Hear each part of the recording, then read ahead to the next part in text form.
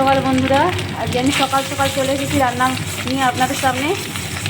তো আজকে কী রান্না করব সেটা তোমাদের সাথে শেয়ার করব। আজকে করব হচ্ছে আলু দিয়ে টমেটো দিয়ে মাছ দিয়ে একটা ঝাল বানাবো, সেটা তোমাদের সাথে শেয়ার করব। তো এখানে আছে তোমার হচ্ছে পোনা মাছ, তার সাথে একটা হচ্ছে পমফ্রেট মাছ দেবো আমার মেয়ের জন্য। তো সেই মাছ দিয়ে আলু দিয়ে হচ্ছে একটা ঝাল বানাবো, সেটা তোমাদের সাথে শেয়ার করছি। তো মাছগুলো তো তেল দিয়ে দিয়েছিলাম, তো ভাজা হয়ে গেছে, তোমাদের সাথে সেই সময়টা দেখানো হয়নি। তো একা হাতে করছি তো তার জন্য দেখানো হয়নি। তো এটা ভাজাটা হয়ে যাক, হয়ে গেলে তারপর দেখাচ্ছি। তো মাছগুলো দেখো ভাজা হয়ে গেছে মাছগুলো, তো আমি একটা একটা করে তুলে নেবো।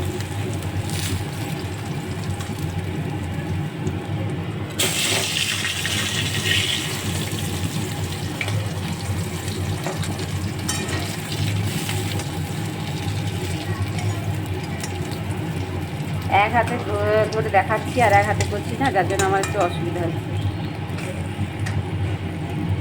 আর একটা পমফ্রেট মাছ দিয়ে দিলাম। আগেই বললাম না যে আমার মেয়ে হচ্ছে পোনা মাছ খাবে না, পমফ্রেট মাছ খাবে, যার জন্য পমফ্রেট মাছ দিয়ে দিলাম। মাছ ভাজা হয়ে গেছে, ওই মাছের তেলের মধ্যে আমি দিয়ে দেবো আলুগুলো। পেঁয়াজটা পরে দেবো একটু, আলুগুলো একটু ভাজা করে নিই।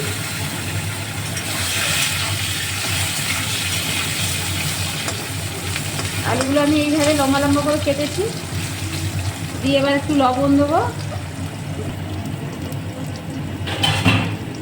এবার দিয়ে আমি চাপা দিয়ে দেবো।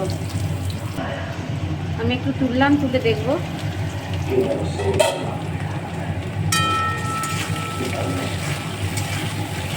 আলুটা হালকা হালকা ভাজা হয়ে এসেছে। এবার আমি পেঁয়াজটা আর হচ্ছে টমেটোগুলো তুলে দেবো।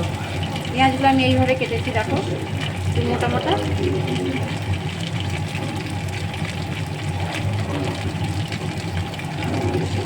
আর হচ্ছে টমেটোগুলো দিয়ে দিলাম। এর সাথে সাথে আলুটাও ভাজা হবে, তার সাথে সাথে কিন্তু পেঁয়াজগুলো ভাজা হবে। এবার এর মধ্যে অল্প করে একটু হলুদ দিয়ে দেবো, অল্প করে হলুদ দিয়ে দিলাম। অল্প করে হলুদ দিলাম। দেখো ভাজতে ভাজতে আলুগুলো কিন্তু এরকম নরম হয়ে গেছে, ঠিক আছে। এবার আমি এর মধ্যে মশলাটা দিয়ে দেবো।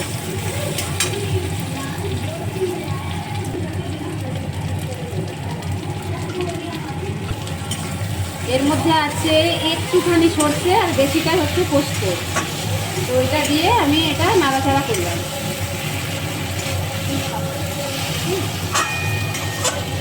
দিয়ে একটু নাড়াচাড়া করলাম, বেশি নাড়াচাড়া করবো না। এবার আমি জলটা দিয়ে দেবো। দেখো সিলে ধোয়া যে জলটা, সেটা আমি দিয়ে দিলাম। আর একটু জল দেবো।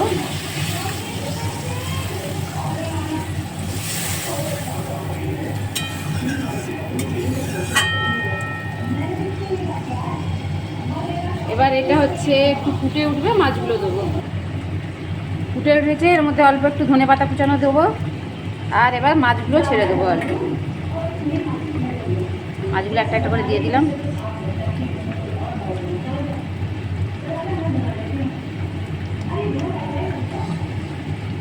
এমনই ঠান্ডা পড়েছে যে হাতে যদি আগুনের তাপও লেগে যায় মনে হবে না যেন গরম বলে।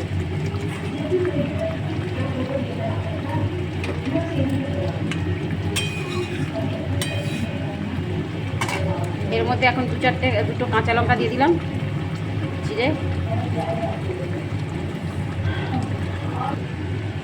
চলো, রান্নাটা আমার কমপ্লিট হয়ে গেছে। এবার আমি রান্নাটা নামিয়ে দেবো একটু ধনেপাতা কুচানো দিয়ে আর একটা কাঁচা লঙ্কা চেরা দিয়ে।